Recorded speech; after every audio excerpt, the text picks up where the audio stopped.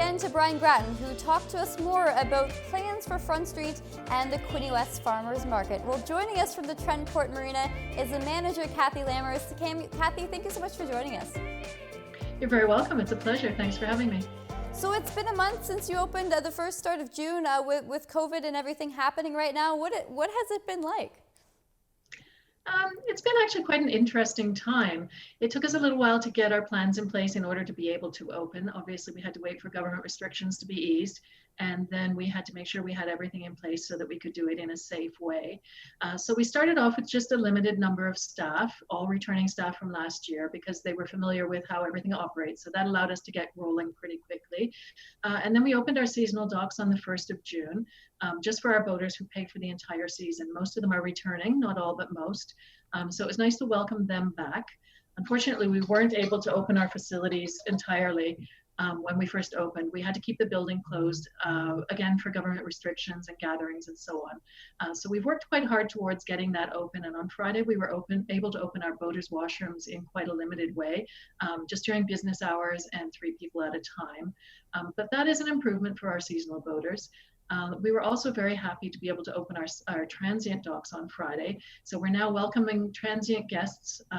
We're trying to get reservations in advance so that we can take care of paperwork and payments without too much personal contact. So already we've got a lot of reservations and we've had several boats into the marina.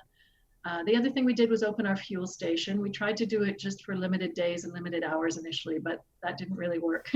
Everybody wants fuel, and obviously we like to try and service them. So we did that on the 4th of June, and we've been operating pretty much daily ever since.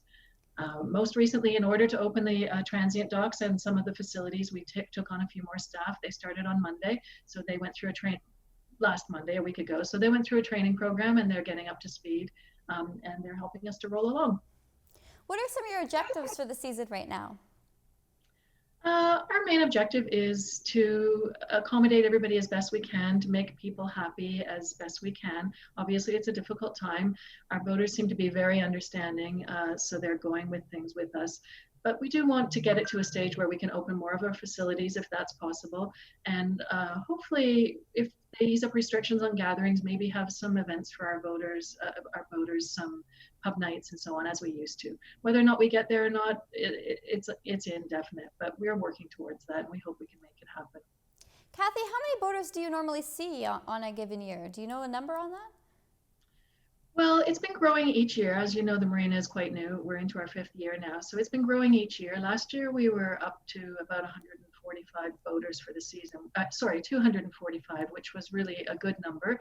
Our maximum for seasonal boaters is about 275, 280, and we try and keep 100 slips for the transient boaters. So we were getting towards that last year, and we were quite confident we were going to be full this year. Unfortunately, with COVID, things have changed a little bit. A number of our boaters have decided not to launch their boats and come in. So we've lost a few for this year, although most of them have transferred their deposits to next year. So we expect to see them back. But we have taken on quite a large number of new boaters. So I would say right now we're creeping up towards 200 seasonal boaters, which is quite impressive, I think, in the current circumstances. Yeah, aside from your local clientele right now, do you see many, traveling boaters around right now, or what's the atmosphere like down there? Well, again, we just opened our transient docks, so we haven't seen too many, but there is quite a desire for it. And what's interesting is I understand right now, aside from Trent Port Marina, the only other marina open to transient traffic in the whole area is in Gananoque, and they have opened to transient traffic. But I understand Belleville, Coburg, a lot of the other marinas in the area are closed. So people are finding it quite a challenge to plan their trip because they leave their home port and there's nowhere they can stop along the way. So I have to say, when we announced that we were going to open our transient docks, people were very pleased. Well, another thing we're really pleased about is once again, for the 3rd year in a row, your Blue Flag recognition, really recognizing, international gold standard for waters, what you're doing with education, but one of 9 areas this year in the country to get that award. Kathy, what does it mean to be, 3rd year in a row? Yeah, it's fantastic. I think it's 12 marinas in all of Canada, 9 in Ontario, so we're one of those 9. We're so thrilled by it. All of us, including our boaters, are very, very environmentally minded. We work really hard. It's quite a difficult designation to get. We have to have all kinds of education programs and awareness programs, and there's quite a large number of measures we have to put in place to make sure that we're upholding those environmental standards every year. And the application process is annual. We don't get it automatically. And last year it was about a 45-page application. So it's quite a big job pulling it all together, and we need a lot of support from our voters and the community. And we try and hold events every year in the community to increase awareness and help us move that designation forward. So we're really proud of it. I think the entire city is proud of it, and the mayor is always really happy to be able to hoist that blue flag.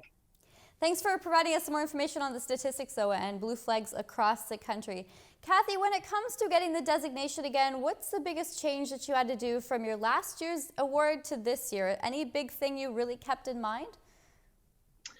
I don't think that there was that huge a change. Because we are sort of a newer marina and fairly state of the art, we're in a fortunate position to have all the LED lighting and many of the things that we need to have in place.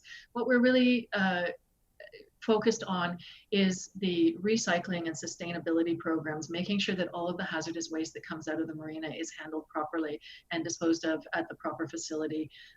So we focus on that with our boaters, educating them, making sure that their used batteries that have died and their oils and their lubes and so on are all put into our hazardous waste disposal bin, and then we deal with that properly. We also ensure that all of the recycling is sorted properly. And that sounds like a little thing, but actually it's a huge thing because it is quite complex. So that's something we're focusing on all the time. We also like to maintain our turtle sanctuary that we have on the waterfront. We like to keep the natural waterfront without, getting rid of any of the nature that's there and the species that are there. So it's something we work with our boaters on all the time. We get them to sign a pledge. They fly a little mini blue flag on their boats. And we remind them all the time through seminars and programs. And even at our boaters pub nights, we are always reinforcing the environmental aspects of the blue flag.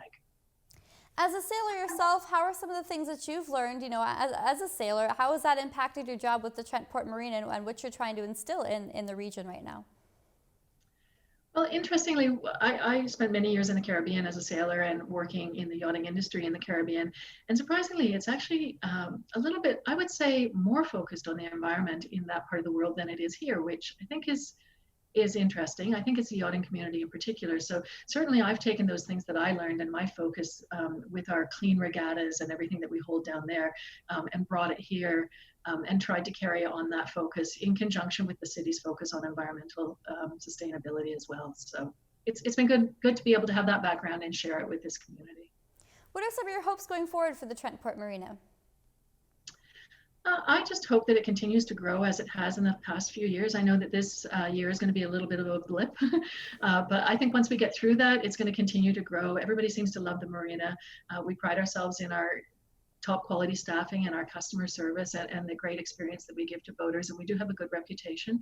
So we're going to continue to focus on that and grow that and continue to provide the best service we can. So everybody will continue to love to come to Quinte West and enjoy the downtown area, the bars and the restaurants and everything that Quinte West has to offer, museums and tourist attractions. So we're just going to keep focusing on that, making sure it grows and hoping everybody continues to enjoy it.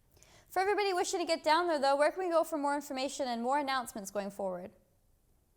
You can go to trentportmarina.ca. That's our website. Go there anytime, and we try to keep you updated. The Trent Port Marina Facebook page is a good place that we put daily, weekly updates. So that's a good spot as well. And feel free anytime to call us at 613-392-2841, extension 7100. We're always happy to answer questions and help. Perfect. Kathy Lammers, the manager of the Trent Port Marina, really appreciate your time and your knowledge on this, and congratulations once again with what you've been managed to make the most of summer, but also with the Blue Flag Initiative as well. Thank you very much. I really appreciate the opportunity. Once again, that concludes our Quinte West edition of Quinte Connection. Thank you so much for joining us.